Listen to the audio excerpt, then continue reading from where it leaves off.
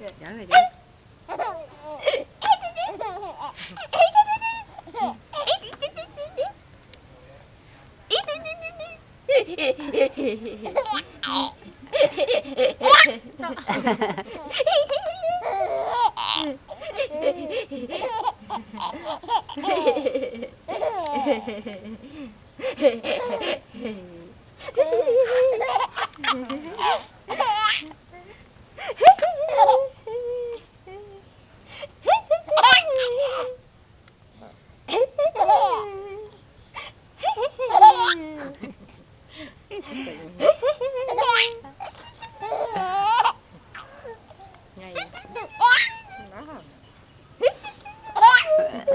Cười cười có một cái à?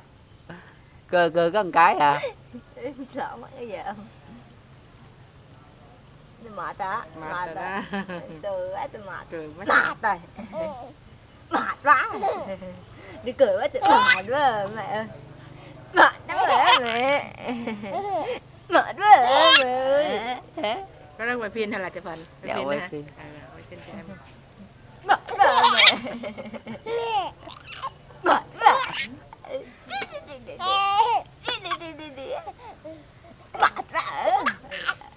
Mệt quá. Quay về cho ông ngoại coi ha. Thấy không? Mệt quá.